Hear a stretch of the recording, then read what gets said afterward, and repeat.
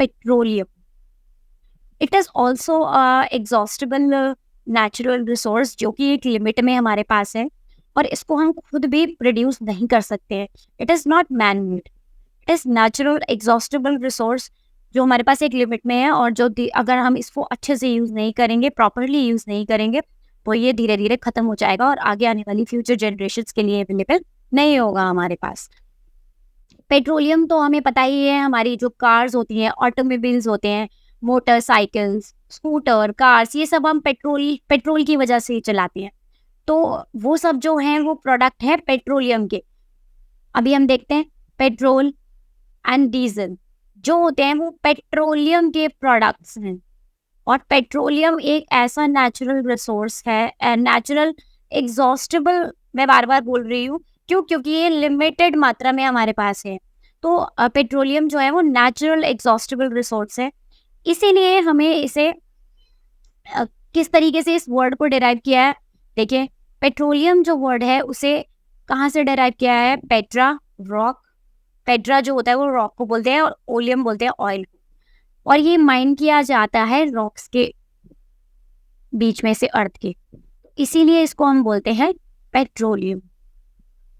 Okay, next हम देखते हैं अब किस तरीके से पेट्रोलियम फॉर्म किया गया। ये नेचुरली पाया जाता है, इसलिए ये किस तरीके से पैदा हुआ या प्रोड्यूस हुआ या फॉर्म हुआ, इसके बारे में हम थोड़ा जानते हैं। पेट्रोलियम जो होता है वो लिविंग ऑर्गेनिजम्स जो होते हैं उनके द्वारा फॉर्म किया गया सी के अंदर। अब जो ये ऑर्गेनिजम्स थे जब सी के अंदर मतलब मर गए, इनकी जो बॉडीज थी वो बॉटम में सेटल हो गई सी के अंदर, और वो धीरे धीरे धीरे धीरे जो लेयर्स थी सैंड की और क्ले की उससे कवर होती हुई चली गई ओवर द टाइम। सो मैंने आपको बताया ये बहुत लंबा प्रोसेस है, ये ओवर द ईयर्स नहीं होता है, बिलियंस ऑफ ईयर्स लग जाते हैं इसको होने में, वो ये 1-2 साल में प्रोड्यूस नहीं होती है इस तरीके की चीज़ें। तो इसी तरीके से बिलियंस ऑफ ईयर, और वहाँ पर कोई एब्सेंस ऑफ एयर थी, एयर भी नहीं होती, high temperature and high pressure region वहाँ पे बिल्ड हो जाता है नीचे। यहाँ पर देखिए, मैं आपको पिक्चर के थ्रू भी समझा देती हूँ। देखिए, ये petroleum and natural gas deposited होते हैं। ये देखिए यहाँ पर, ये इस तरीके से, ये जैसे मान लीजिए ये सी था, वाटर का रिसोर्स है, यहाँ पे रेजर्वोयर रॉक है। अब रेजर्वोयर जो रॉक होती हैं वो कौन सी रॉक होती हैं? ये वो वाली रॉक होती हैं जो ऑयल को ट्रैप कर लेती है अपने पोरस मीडिया के अंदर। सो इसके अंदर ये जो मतलब इसके अंदर इस तरीके की पोरेसिटी होती है कि ये ऑयल को अपने अंदर ट्रैप करके रख सके। तो इसलिए जैसे इसकी एग्जांपल होती है सैंडस्टोन और सिल्ट। ये देखिए, तो यहाँ पर जो है क्या बोलते हैं, ऑयल, पेट्रोलियम वगैरह जो होता है उसको रिजर्व करके ये रख सकता है, स्टोर करके रख सकता है अपने अंदर। तो इसके ऊपर पानी है, फिर यहाँ पर ये ऑयल है बीच में, फिर ये एक और लेयर है, उसके ऊपर फिर से ये देखिए लेयर्स ऑफ सैंड मैंने आपको बताया। तो वो जो सैंड इकट्ठे होती गई उनसे अलग अलग तरीके की रॉक्स बन गई समुद्र के नीचे।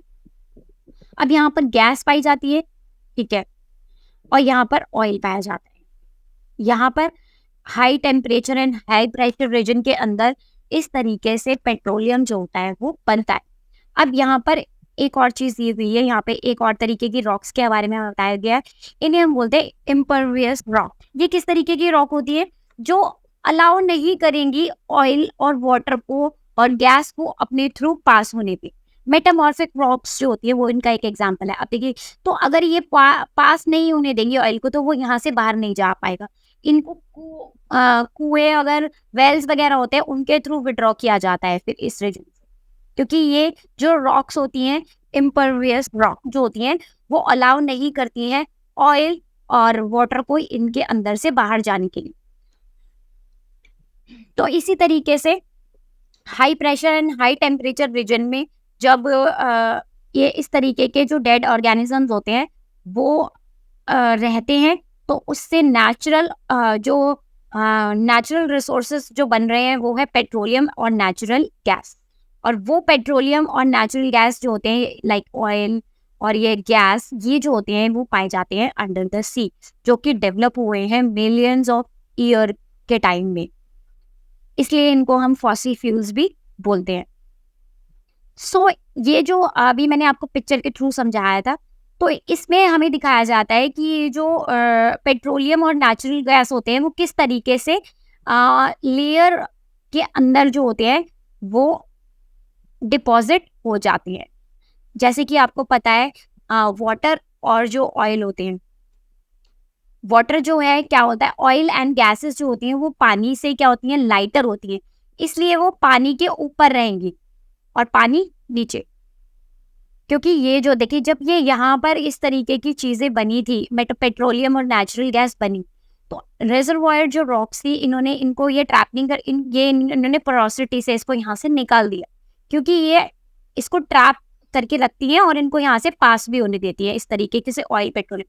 और यहाँ पानी भी था, तो ये पानी के साथ मिक्स नहीं होगा ऑयल और गैस, क्योंकि ऑयल और गैस जो होती है वो पानी से लाइटर होती है, तो वो ऊपर तैर के आ जाती है।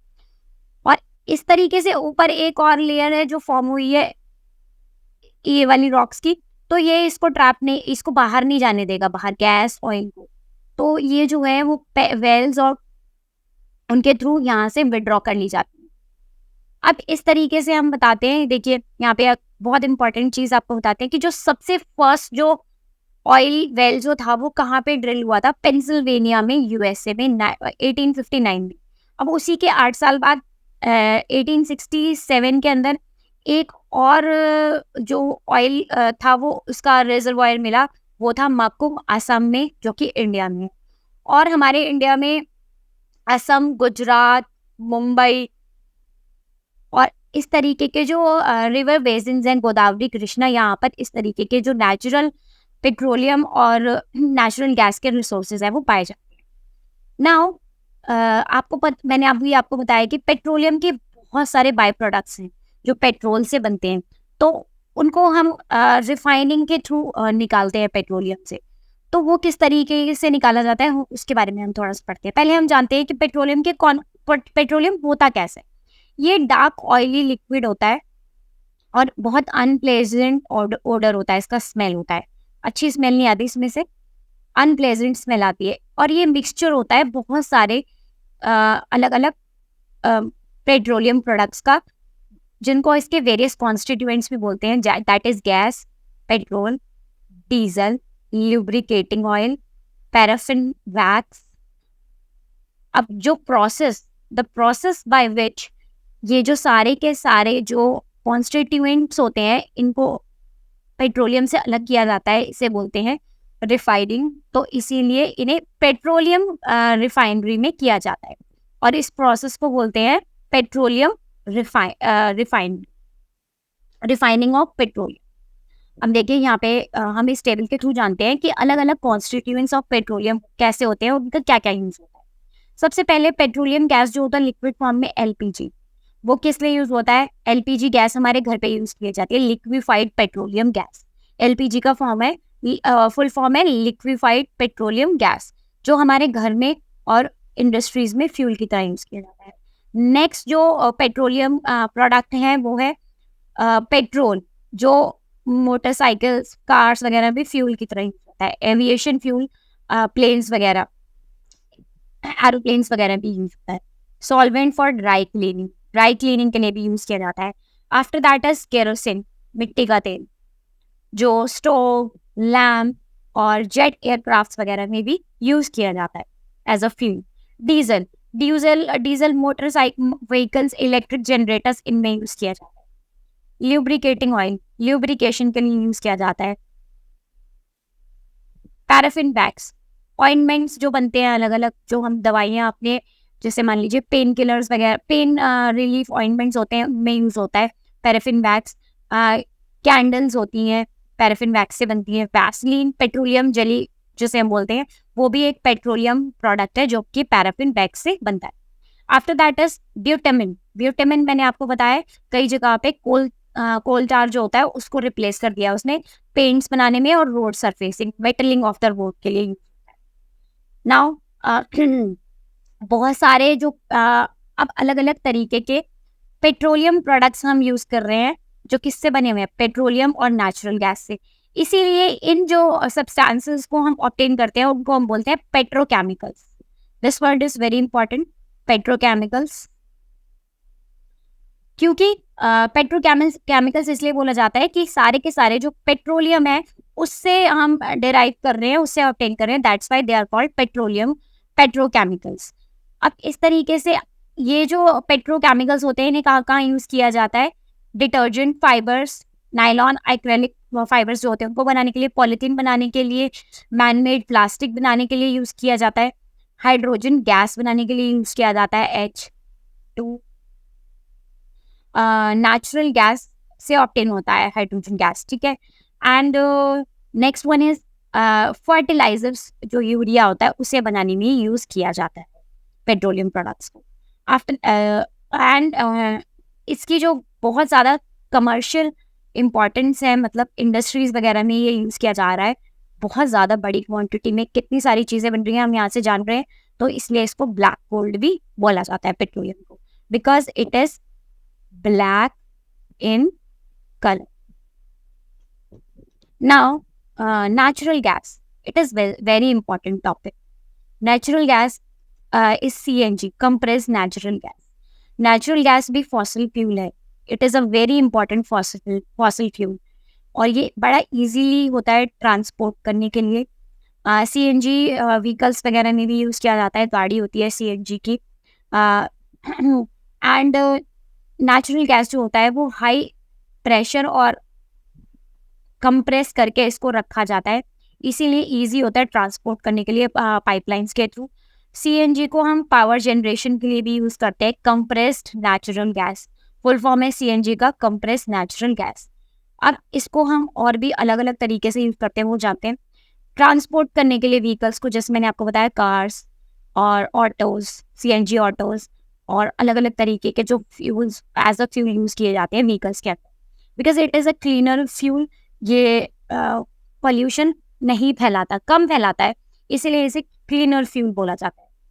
अब जो सीएनजी होती है इसे यूज़ करने के और भी बहुत सारे एडवांटेजेस हैं, क्योंकि इसको हम डायरेक्टली यूज़ कर सकते हैं घर में और फैक्ट्रीज में, इजी टू ट्रांसपोर्ट है, पाइपलाइंस के थ्रू ट्रांसपोर्ट किया जा सकता है, that's why it is easy to transport, और इसीलिए इसको यूज़ करना भी ईजी है घर पे।